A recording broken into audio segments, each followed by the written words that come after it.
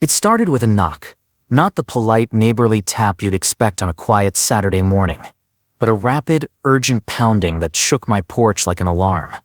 I was halfway through my coffee, settled in my cabin chair, when the screen door rattled under the force. When I opened it, there she stood, Karen. Yes, that Karen. Clipboard clutched like a weapon, posture stiff as if she were about to hold a press conference. "We need complete access to the cabin today," she announced, voice clipped and rehearsed. "The HOA is hosting a community retreat here. Around 100 guests will arrive by noon." I blinked, mug suspended midair. "Karen, this is my private property. No one informed me about any retreat." She barely flinched, flipping through her clipboard like it was a law book. HOA Rule 13, subsection 4, any shared amenities. "This," I cut in, pointing toward the heavy iron gate I'd installed 2 years back, "isn't a shared amenity. I bought this land. I maintain it. You're not turning it into your party ground." Her cheeks flushed. From the road I could see vans and SUVs stacking up, horns blaring like concert goers arriving late. A pickup bed overflowed with foldable tables. "You're making a scene," she hissed. "You'll embarrass yourself in front of everyone." "Oh, you want a scene?" I said calmly. I stepped inside, grabbed my keys, walked past her entourage, and headed for the gate. Normally, I left it open. Not today. The bars slammed shut, lock clicking twice. Her composure snapped. "You can't just block the whole neighborhood." I just did. I turned back toward the porch, sipping my now cold coffee. Phones were out. People recording. Someone muttered about calling the sheriff. But I wasn't done. My cameras covered every inch of this place, and if anyone so much as touched that gate, I'd have it on file. Karen had just picked the wrong person to push. 10 minutes later, she was pacing like a general without an army while her guests sat stranded beyond the locked gate. I could hear her phone call from my porch. "Yes, officer. He's blocking an HOA-approved event." "No, I don't have a signed permit, but this is a community issue." I chuckled. For years, she had twisted HOA rules to fit her whims, shutting down yard sales, harassing teenagers for riding too fast, issuing fines over unapproved paint shades, but seizing my property for her gathering. That was something the law wouldn't back. Sure enough, 20 minutes later, a sheriff's cruiser pulled up. The deputy stepped out, scanning the chaos. Karen ran to him, like a shipwreck survivor spotting a rescue boat. "There," she barked, pointing at me. "He's locking us out of the retreat space. We reserved it." The deputy called me over. I strolled down, documents ready. "Afternoon, officer. This is my land. I have proof." Karen interrupted. "It's part of the community common area." I handed over my deed. "Not anymore. When I bought it 5 years ago, it was officially removed from HOA control." The deputy looked over the paperwork, then turned to Karen. "Ma'am, unless you've got a legal order, he's within his rights." Her face tightened.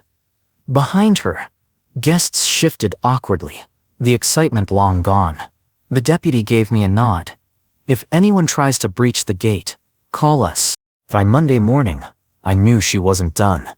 3 new letters were taped to my gate, all pure Karen. Notice of violation, claiming unauthorized use of former HOA grounds. Intent to fine, $500 per day until I complied. A bold-faced demand, host a makeup retreat within 7 days or face consequences. I fed them to my wood stove but kept my guard up. Karen's goal wasn't to fine me. It was to bury me under threats until I surrendered. The next day, I sent a sharp email to the HOA board with my purchase contract, survey maps, and the 2020 amendment, excluding my land from their jurisdiction. My message was simple. Any attempt to claim authority here will be treated as harassment. A few hours later, the HOA secretary replied, "We acknowledge your exemption. Karen has been advised to stop." I almost laughed. This wasn't confusion. It was damage control. But that evening, I saw a post on the community Facebook page. "Community picnic rescheduled. Now at Daniel's retreat cabin." My property. My name. Publicly posted like a venue flyer. I commented instantly. False information. This is private property. Anyone showing up will be trespassing. The post vanished minutes later. But I knew the seed was planted. 3 nights later, at 12:42 a.m., my motion sensors lit red. Tires crunched on gravel. A black SUV sat just beyond the gate. 4 people unloaded folding chairs and a massive canopy. I stormed down the path, flashlight beam cutting through the dark. Hey, this is private land. What do you think you're doing? They froze. Karen said this was approved. One stammered. She lied. You have 30 seconds to pack up or I call the sheriff. And this time, I pressed charges. They didn't argue. Chairs clattered back into the SUV, and they sped off. Moments later, my phone buzzed with a text from an unknown number. You're making this harder than it needs to be. Remember, you still live here. Karen. That was it. I compiled every document I had, bylaws, maps, meeting minutes, and now video evidence, and sent the lot to the HOA's legal team, along with her threatening message. By morning, HOA President Mark called. Daniel, she acted alone. We're holding an emergency vote tonight to remove her as event coordinator. That evening, I sat on my porch as cars pulled into the community center. Karen arrived last, arms crossed, face pale. When the meeting ended, she had been stripped of her title. For a week, things stayed quiet. Some neighbors whispered. A few apologized for believing her. Others kept their distance. I didn't want enemies, just peace. But Karen wasn't finished. On Sunday morning, as I stacked firewood, I heard tires again. Karen stood at the gate with 2 men, one holding a folded banner, the other a camera.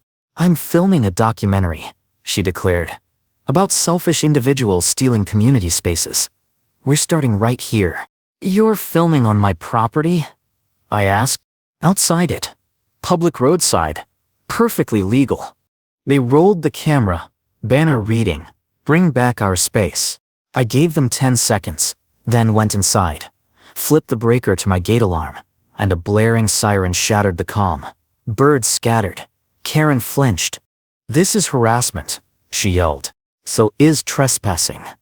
I shot back, and the sheriff's already on the way. 2 minutes before you were cited for illegal protest. Bluff or not, it worked. They packed up in silence.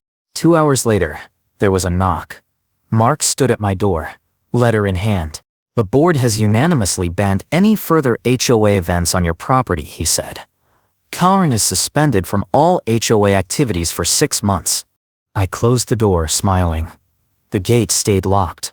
The cabin stayed mine. And Karen finally stayed quiet. She thought she could claim my cabin for 100 people. She never saw the gate slam coming. If you enjoyed watching her schemes unravel, hit like, drop a comment on how you'd have handled it, and subscribe for more HOA drama, one locked gate at a time.